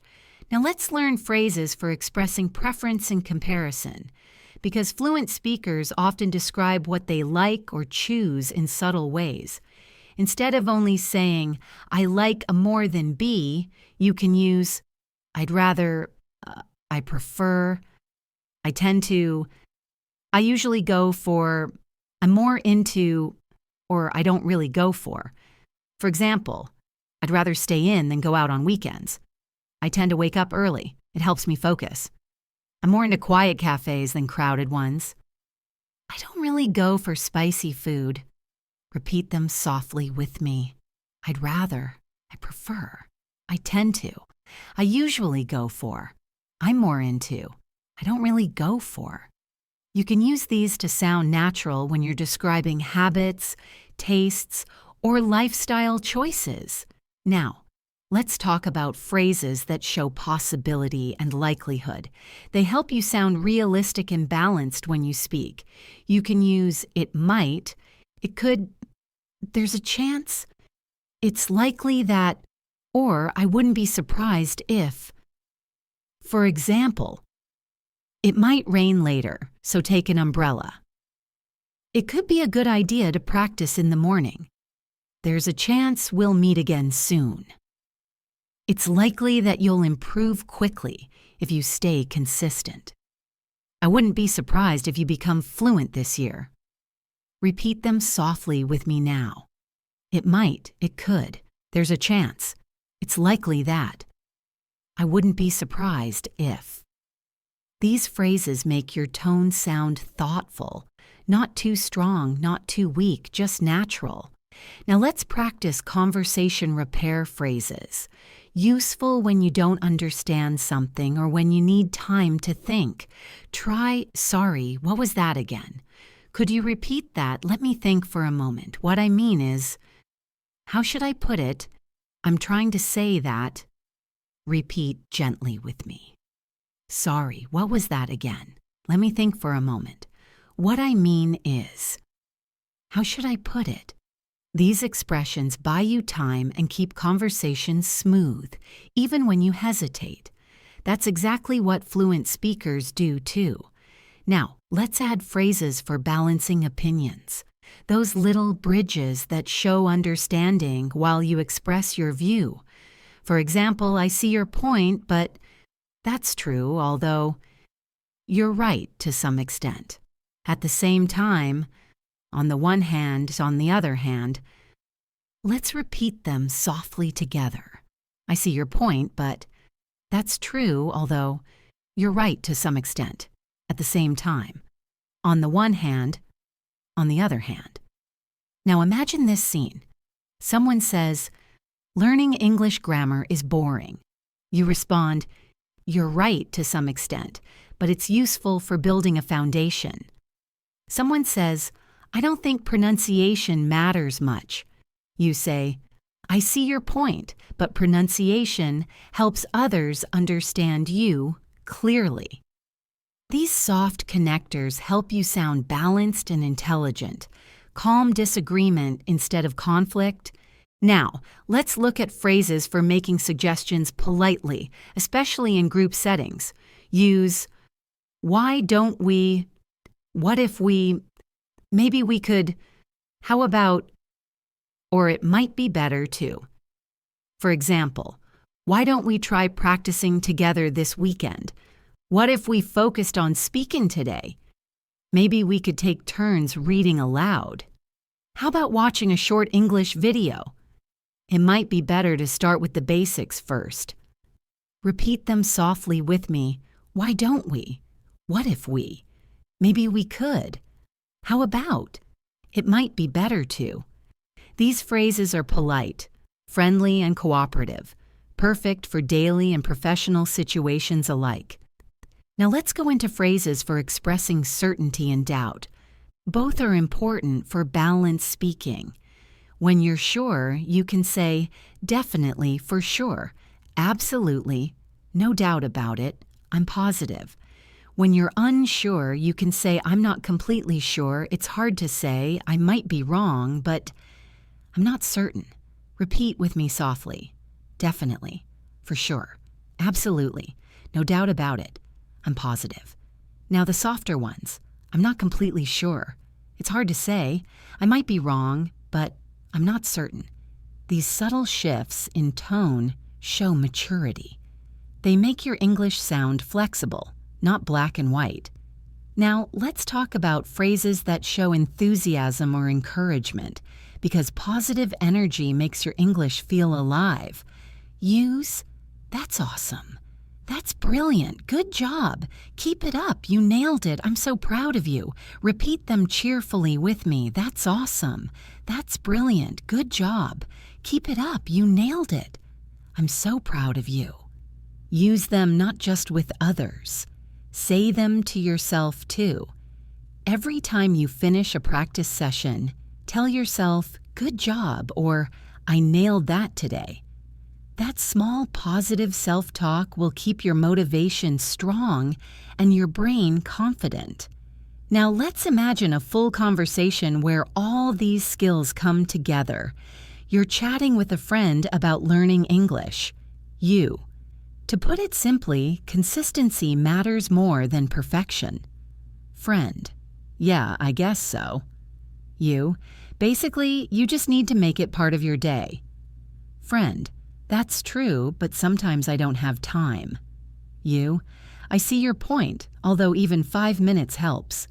Friend: maybe we could practice together online.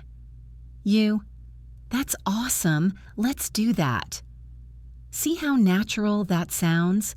That's not textbook English. That's real-life communication, flowing with comfort and confidence.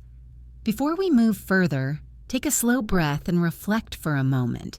You've now learned hundreds of daily English phrases, not just for understanding, but for using. From greetings and reactions to storytelling, motivation and polite communication, you're building the habits that define fluency. Remember, English fluency isn't a destination. It's a process of continuous connection. Every phrase you use, every word you repeat aloud brings you closer to thinking directly in English. You're doing wonderfully, and you've already come so far. Let's keep moving forward to complete your masterclass with more real-life examples and closing reflections. At this point, you've learned so many powerful phrases, expressions, and natural sentence patterns that it's time to focus on the mindset that turns them into fluency. Because real fluency doesn't come from memorizing. It comes from living these words every day, using them in small moments until they become part of who you are. Let's start by talking about one of the biggest fluency blocks: fear of making mistakes. Almost every English learner feels it. That little hesitation before speaking, the worry of sounding wrong, the fear of being judged. But let me remind you of something important. Even native speakers make mistakes all the time. They forget words, repeat themselves, say things like, or and yet they keep going. They keep communicating because communication is the real goal, not perfection. So the next time you're about to speak English and that fear appears, pause and remind yourself, I don't need to be perfect. I just need to connect. Repeat that softly with me now. I don't need to be perfect. I just need to connect. That sentence alone can free you from hesitation. Now let's imagine a real-life moment.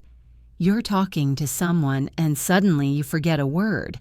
Instead of freezing, just use one of these natural filler phrases to keep going. You can say, what's the word? Let me think, how do I say this? Or it's kind of like, for example, I went to, what's the word? A bakery. Or it's kind of like a park, but smaller. These phrases keep the conversation alive and show confidence even when you pause. Let's repeat them softly together. What's the word? Let me think. How do I say this? It's kind of like, that's fluency. Not speed, but smoothness. Now let's talk about another important point. Thinking in English. Many learners try to translate from their first language, but that slows everything down. Instead, start building thoughts directly in English, even for small things. When you wake up, say to yourself in English, I'm getting up now. When you eat, think, this tastes good. When you walk outside, say, "It's such a nice day." These simple sentences turn English into your inner language, one you no longer have to search for. Repeat after me softly. I think in English every day. I describe my life in English. I can express myself naturally. Now let's move to another powerful fluency skill, self-correction without panic. When you make a mistake, don't stop completely. Just fix it smoothly and continue. For example, she goes to work early. Or he lives near me. See how natural that sounds? Fluent speakers do that constantly. They self-correct softly with calm rhythm and move forward. Practice this now. Say something. Make a small mistake, then correct yourself politely. I was watching TV. She plays the piano. That's how you turn fear into fluency. Now let's talk about how to build English habits in your everyday routine. Try setting small, specific actions, like listening to one English video a day, writing a short diary in English every night, speaking to yourself in English for 2 minutes before bed, or describing what you're doing as you go through your day. Each of these activities trains your brain to treat English as normal, not foreign. Repeat softly. English is part of my daily life. I practice naturally every day. I enjoy the process. Now let's focus on how to keep your motivation alive, because fluency is not only about skill, but also about energy and mindset. Whenever you feel tired or discouraged, remind yourself why you started learning English in the first place. Maybe it's to travel freely, connect with people globally, get a better job, or express yourself confidently. Whatever your reason, hold it close. It will carry you through the hard days. Say this softly to yourself. I'm learning English for me. I'm improving step by step. I'm proud of my progress. You see, motivation doesn't come from outside. It grows from your own belief in yourself. Now let's talk about how to make English learning fun and creative. Because when you enjoy something, you learn faster and remember more. Instead of studying from textbooks alone, listen to English songs and try to sing along. Watch your favorite shows with subtitles and repeat small lines. Read short articles about topics you love, maybe food, travel, science, or stories. And most importantly, make English part of your hobbies. If you love cooking, watch English recipe videos. If you love sports, read English sports news. If you love movies, join English discussions online. This turns English into a lifestyle, not a subject. Repeat softly, I live in English. I learn through what I love. English is part of my world. Now let's talk about one of the most beautiful ways to grow, talking to yourself in English. Many people underestimate this technique, but it's one of the most powerful fluency tools ever. Because when you talk to yourself, you're not afraid of mistakes. You're free to express anything, and you're constantly thinking in English. You can do it any time, while walking, cooking, or even getting ready in the morning. Describe what you're doing, what you're thinking, or how you feel. Say things like, I'm getting dressed. I feel tired, but I'll finish this. I'm planning my day. I'm going to have breakfast now. These small moments become powerful practice. Let's do a short daily routine example together. I woke up early today. I brushed my teeth, made some tea, and checked my messages. Now I'm watching an English video to start my day. Simple, real, effective. That's the sound of natural English in everyday life. Now let's move into something even more emotional. Believing in your identity as an English speaker. You're not trying to speak English anymore. You are an English speaker. It doesn't matter if you have an accent or make small mistakes. Fluency is about connection, not imitation. Say softly with me, I am an English speaker. I express myself clearly and confidently. My voice in English is strong and natural. Feel the power of those words sink in. That's your new identity taking shape. Confident, calm, and connected through language. Now, let's imagine how your English life will look if you keep going for the next few months. You wake up and think in English automatically. You hear a podcast and understand most of it easily. You join a conversation and reply naturally, without translating. You start to enjoy speaking, not because it's perfect, but because it's you. That's where all these phrases are leading you, to a place of natural comfort with the language. And remember, every small action you take brings that future closer. Every phrase you repeat, every sentence you speak, every mistake you make, it's all part of your growth. So no matter where you are right now, beginner, intermediate, or advanced, never compare yourself to others. Your journey is yours alone. You're not late. You're not behind. You're learning at your own rhythm, and that rhythm is perfect for you.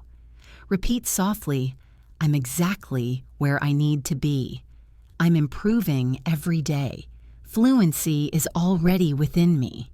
Now take a moment to breathe deeply. Feel proud of how far you've come in this lesson. You've practiced phrases, connected ideas, learned natural tone, and built emotional connection with the language. That's what real fluency looks like: quiet confidence, gentle persistence, and a heart that never stops learning. So keep walking on this path with trust and joy. Every single phrase you've learned in this masterclass is a building block, a piece of your new English voice. You're not just learning to speak, you're learning to express your soul in another language. You've reached the final part of this advanced English fluency masterclass. Take a slow breath and let yourself feel proud for staying with me through this journey. You've not only listened to hundreds of real daily phrases, but you've also practiced the rhythm, tone, and mindset of natural English speaking. Now let's finish together by bringing everything we've learned into real-life application, a full-circle fluency practice that connects your thoughts, feelings, and words. Let's begin with a final reflection. Think about the last few times you used English in real life. Maybe ordering food, talking online, writing an email, or practicing with a friend. How did it feel? Maybe you were nervous at first. Maybe you paused a lot. Maybe you made small mistakes. But you know what? You spoke. You communicated. You connected. That's fluency in action. Every time you speak, even when it's imperfect, you're teaching your brain to become more confident in English. So now, let's repeat some final affirmations together. Let these words become part of your daily mindset. I can speak English naturally. I use real English every day. I feel calm and confident when I speak. I understand people more easily now. I'm proud of how far I've come. Beautiful. Now, imagine yourself in a simple conversation with someone in English, at a cafe, at work, or online. You greet them, you ask questions, you share opinions, you listen, you react, you smile as you speak because you're no longer worried about what comes next. You just flow naturally. That's where you are heading, a place where English feels like breathing. Let's do one last speaking exercise together, a real-life fluency scene. Imagine someone says, "Hey, how have you been?" You answer, "I've been good, just keeping busy. What about you?" They say, "I've been learning new things lately." You respond, "That's great. What kind of things?" They say, I started learning photography. You say, really? That sounds interesting. I've always wanted to try that. See how natural that feels. No translation, no hesitation, just connection. Now take a moment and speak freely for a few seconds. Describe your day, your thoughts, your plans. Use the phrases you've learned here. Don't worry about grammar, just let the words flow. When you do this daily, your English voice will become effortless and full of life. And remember, fluency is not a final goal. It's a journey you continue every single day. Some days you'll speak smoothly, some days you'll feel stuck. But every day you'll move forward if you keep showing up. So promise yourself right now to keep learning gently, patiently, and joyfully. Say it softly with me. I will keep learning. I will keep practicing. I will keep believing in myself. You've already proven that you can stay committed. This masterclass is proof of that. And every word you've repeated, every phrase you've practiced, has brought you closer to true fluency. Now let's close this lesson with a calm reflection. Imagine yourself 1 year from now.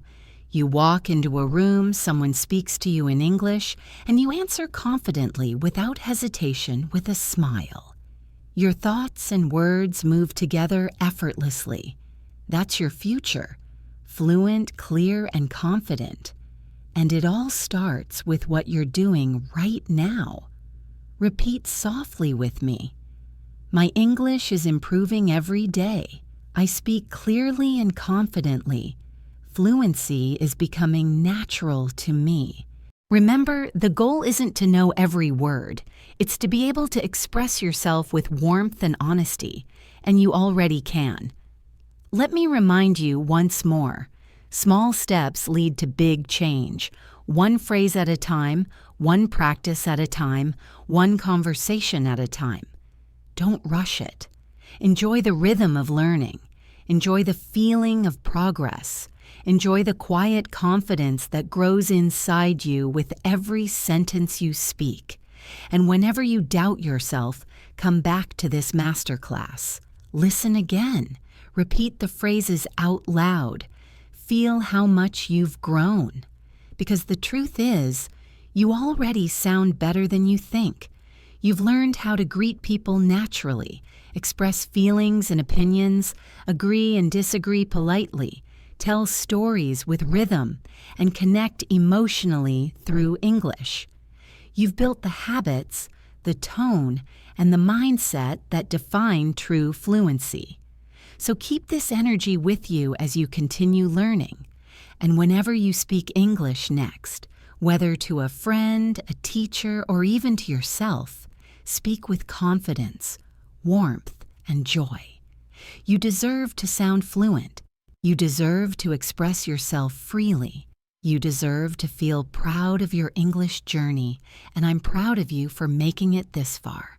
Now, take one last deep breath, smile, and say this one last time with me. I am a fluent English speaker. Congratulations! You've completed your Advanced English Fluency Masterclass. Keep practicing, keep believing, and keep shining through your words. Because English isn't just a language anymore. It's part of who you are. Thank you so much for learning with me today.